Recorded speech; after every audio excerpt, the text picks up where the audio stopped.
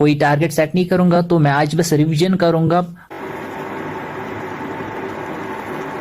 तो ये रही जी हमारी कांगरी, इसको हम हीटर की तरह यूज कर। थोड़ी बहुत बर्फ तो अभी भी बच चुकी है।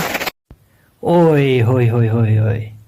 हेलो दोस्तों, मैं एक एसएससी सीजीएल एस्पिरेंट हूँ और मैं यहाँ पे अपना स्टडी रूटीन और अपनी लाइफ एक्सपीरियंस शेयर करने वाला हूँ। सुबह उठते ही मैंने कपड़े पहने क्योंकि बहुत ठंड थी। उसके बाद मैं सीधे चला गया किचन में।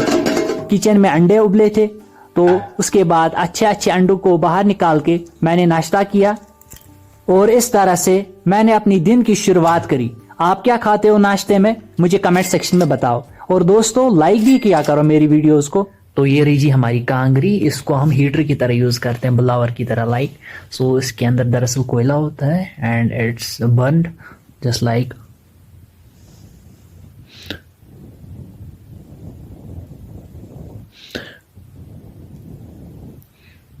हम लोग इसे विंटर्स में यूज करते हैं अपनी बॉडी को गर्म करने के लिए।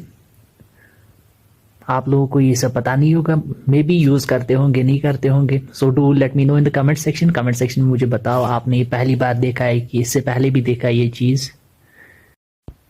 आज का कुछ ऐसा सीन है क्योंकि आज संडे है, तो आज मैं कोई शेड्यूल नहीं बनाऊंगा, कोई टारगेट सेट नहीं करूंगा। तो मैं आज बस रिवीजन करूंगा वोकैबुलरी की, और बस कुछ शॉर्ट नोट्स का रिवीजन कर लूंगा। मैं ज्यादा नहीं पढ़ूंगा। मैं आज संडे के दिन मैं ज्यादा पढ़ाई नहीं करता।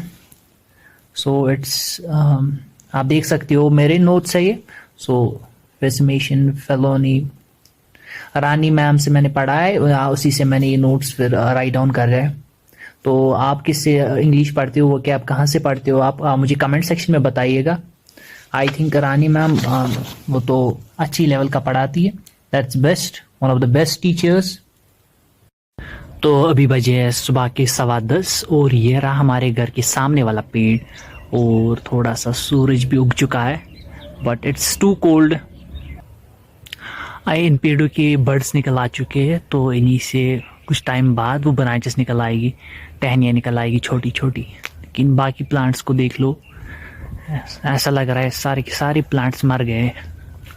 लुक एट द कंडीशन, इसकी कंडीशन देख लो, बेचारा खत्म हो गया है। आप लोग सोच रहे होंगे हमने इस ज़मीन को क्यों खोद दिया है, तो आपको बता दो इस साल इतनी ठंड थी, ये जो पाइप है बोलते हैं इसको -5 -6, लेकिन ये भी जम गई, इसका कोरा लग गया था अंदर से। फिर ये सब कुछ खोदना पड़ा, इसको बाहर निकालना पड़ा, काफ़ी मुश्किल हो गया था।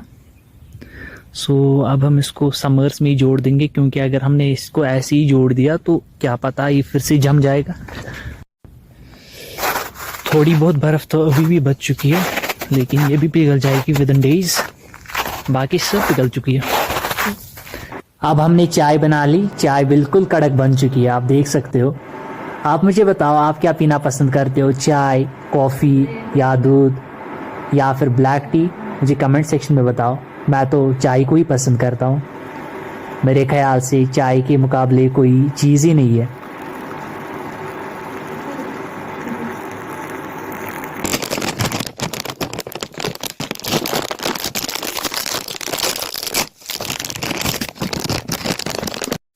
ओए होए होए होए होए, गपशप, गर्मा गर्म चाय और ठंडा मौसम, इसके तो अलग ही मजे है। जबरदस्त, अलग ही फीलिंग आती है जब हम चाय पीते हैं, गर्मा गर्म चाय और इस ठंडे मौसम में। अब मैं एनसीईआरटी पढ़ने वाला हूँ, बेसिकली क्लास 10th हिस्ट्री की एनसीईआरटी बुक।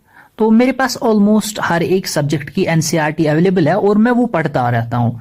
मैं मतलब स्टैंडर्ड वो बुक्स पे रिलाई नहीं करता उतना जितना मैं एनसीईआरटीज पे रिलाई करता हूँ। बेसिकली जो भी एग्जाम होगा उनका कुछ मतलब स्टैंडर्ड होता है, वो किसी सब्जेक्ट में से निकालते हैं। तो दो सब्जेक्ट्स आर बेसिकली एनसीईआरटी। आप कोई भी एग्जाम ले लो, नीट एग्जाम, जेई, हर एक एग्जाम में एनसीईआरटी स्टैंडर्ड माना जाता है। तो बेस्ट रहेगा कि अगर आप एनसीईआरटी से ही अपना सिलेबस कवर करने की कोशिश करो और इन्हीं चीजों को याद करने की कोशिश करो। हमें लगता है कि हमें एनसीईआरटी आती है, लेकिन डीप डाउन आप 2 बार 3 बार पढ़ के देख लो, आई स्वेयर आपको रियलाइज हो जाएगा कि हमें नहीं आता है। बेस्ट थिंग इज आप हमेशा रिवाइज करते रहो, एनसीईआरटीज को रिवीजन करते रहो एंड एक और चीज वो ये है कि मैं हमेशा जो भी समिट हुई है या फिर जो भी ऑर्गेनाइजेशंस है जिनको याद करना है तो उनके लिए कोई शॉर्ट ट्रिक बना दो। हमेशा याद रखना कि उन सब चीजों को याद रखने के लिए हमें ट्रिक बनानी है। That's compulsory. वो आप खुद बना सकते हो या मैं आपको प्रोवाइड करा सकता हूं। अगर आप मुझे कमेंट सेक्शन में लिख दो कि सर हमें चाहिए या भैया हमें चाहिए इन सब चीजों के लिए ट्रिक्स चाहिए, तो मैंने ट्रिक्स बनाई है। जैसे गुरुजी सीताब एसएससी एफसीआई में काम करती है, तो ये वाली जो ट्रिक है ये G20 कंट्रीज को याद करने की है। इसी तरह से मैंने बनाया एशियन कंट्रीज के लिए, मतलब आई डिड MBBS। ऐसी ही मैंने और भी बहुत सारी चीजों के लिए शॉर्ट ट्रिक्स बनाई है। तो बेसिकली जब आप शॉर्ट ट्रिक्स बनाते हो आपको ये सब चीजें भूलती नहीं है। APEC countries, BIMSTEC and Nobel prizes, इन सब चीजों के लिए भी शॉर्ट ट्रिक्स बना के रखी है मैंने। सो आप मुझे लाइक करो मेरे वीडियो को एंड डू लेट मी दो इन द कमेंट सेक्शन कि आपको किस किस बंदे को चाहिए and I will provide that. दोस्तों अब यहां तक आ ही गए हो तो वीडियो को लाइक, शेयर और चैनल को सब्सक्राइब कर दो। Thank you.